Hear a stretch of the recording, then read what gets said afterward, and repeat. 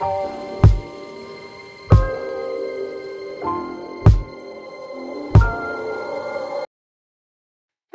this is Lady Boulay, and welcome back to Black American Lineage. Thank you for subscribing to this channel. Thank you for your comments, and thank you for your thumbs up. Thank you for all you do to support this channel. And today I want to talk about the Negro Leagues because I think it's fitting that we talk about them at this time.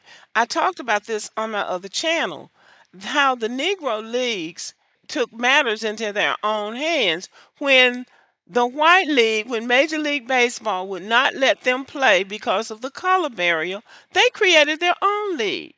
They had 28 teams in those leagues. They played in the large cities of America: Atlanta, St. Louis, Chicago, Detroit, Philadelphia, Pittsburgh, New York, Brooklyn. Big cities. They played in big cities, but they came from all over the country. Hank Aaron and Willie Mays played in the Negro Leagues, but both of them came from small towns in Alabama. The Negro League teams generated a lot of money, a lot of excitement, and people came to see them, both black and white. Black culture has always sold, and it still sells. Nobody's doing us a favor by letting us do anything because we can make anything work. What they need to do is just get out of the way and not come in bombing and shooting and flooding and things that are destructive to the black American people. When those guys played, the stadiums were full. They had their own World Series. In one of their World Series games, they had to turn people away. The crowd was so large. So they created their own venue and they created their own teams. And they were supported. Black always works. In America, black culture has always been profitable. White people are not doing us a favor by letting us play football or play basketball because we know how to generate excitement. We know how to draw the crowd in and make the crowd a part of the game. So black culture sells, and it always has. So, a little bit about baseball and the Negro Leagues. Baseball was originally played by men in rival athletic clubs for recreation. After the Civil War in 1865, baseball's popularity increased. At this time, it was still an amateur sport that attracted all races, meaning the black and the white races.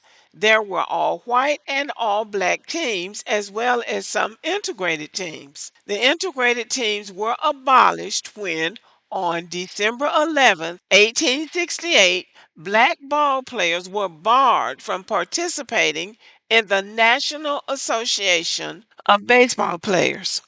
So when they nationalized it, they barred the black players. The association's governing body voted unanimously to forbid any club which composed of one or more people of color from participating. In other words, only white teams could participate. Although the black players could no longer play in the national leagues where they were going to make money now, black players said, okay, fine, we'll just form our own teams. And they did. The first black professional team was the Cuban Giants, formed in 1885. The newly formed black teams played as independent ball clubs until the organization of the first black league in 1920. That year, Rube Foster, known as the father of black baseball, founded the Negro National League.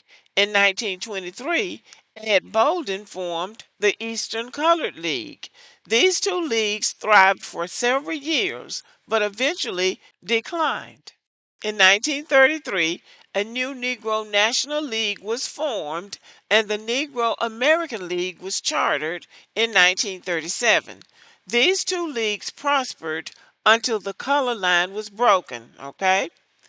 At their height, the Negro Baseball Leagues held World Series and All-Star games. They were especially successful in World War II when black urbanites with cash crowded into stadiums across the nation. The Negro Baseball Leagues provided black Americans their own American pastime. The end of the Negro League baseball came quickly after World War II. In 1947, the reintegration of the baseball leagues started with the signing of Jackie Robinson by the Brooklyn Dodgers, who were then in New York. Jackie Robinson became the first 20th century black baseball player allowed in the all white professional leagues.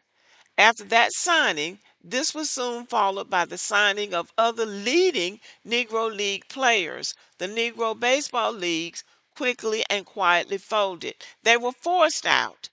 The black baseball leagues were forced out because the players, Satchel Paige, Hank Aaron, Willie Mays, and some of the others were better baseball players than the white ones, and they generated more excitement and they were making money. So they saw it as a financial gain for these white owned baseball teams to incorporate the black players and shut the Negro leagues down. It wasn't about trying to open up the color barrier. It was about money. It's always about money, but they'll be trying to make you think it's about integrating the society and trying to make us think that it was something that was beneficial to us when in fact it was not beneficial to us. The black players were better players than the white players. And they were more exciting, and they excited the crowds more, and they made a lot of money. Those games were bringing in a lot of money for those team owners. So those white team owners wanted to break up the leagues, get the best players out of the Negro League and put them on the white teams. Then black people were forced to come to those games to see them play. That's what it was about. But trying to make black people think, well, we need to integrate. We need to integrate. Yeah, so you can get the money and the excitement that comes with having black talent. The end.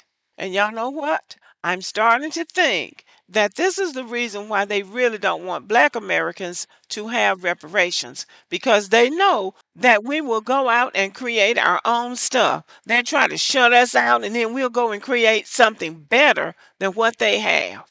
We have created our own schools. We have created our own hospitals, our own record labels, our own movie production companies, our own restaurants, our own hotels, our own churches. Everything that we need, we have the ability to create on our own. And that is what they're afraid of. We're going to pull away from them, separate from them, and create our own self sustaining environments where we don't need them and don't have to deal with them. I believe that that is what they're afraid of. And then we will be happy, and they can't stand the thought that we will be happy without being around them, and they can't stand the thought that we don't need them to govern our lives. They keep talking about, oh, you just gonna smoke it all up. You're gonna buy weed. You're gonna buy purses. You're gonna do this. No, they're afraid of what we would really do with the money if we had the resources that we need to really be independent of them. That is what they're afraid of. So the Negro Leagues were no joke. They were exciting and they were profitable. And the only reason they would have had financial difficulties would be because somebody was not dealing honestly with the money and with the players.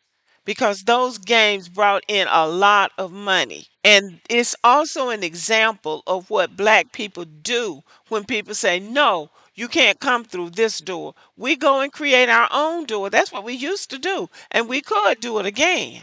And we actually have the resources now to do things like that if we wanted to do them. But the Negro Leagues is something really good for us to study. We're going to kick all of you out and ban you Negroes so you can't play in the major leagues. Well, okay, fine. So they went out and created their own. And they showed them that we don't need you to let us in your league. Now, they wanted to play in those leagues because we always think that the grass is greener on the other side till you get over there. And you find out that all they're going to do is lowball you and work you half to death and not pay you the way you should be paid.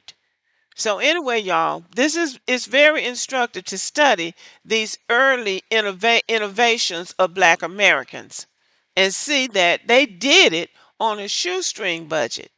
We have a lot more resources now to do more things, and that's what we need to be thinking about. But I'm going to link some footage from the Negro League baseball games so you can see for yourself the excitement that they generated. Okay, thank you for listening. Let me know what you think about the video and have a good evening.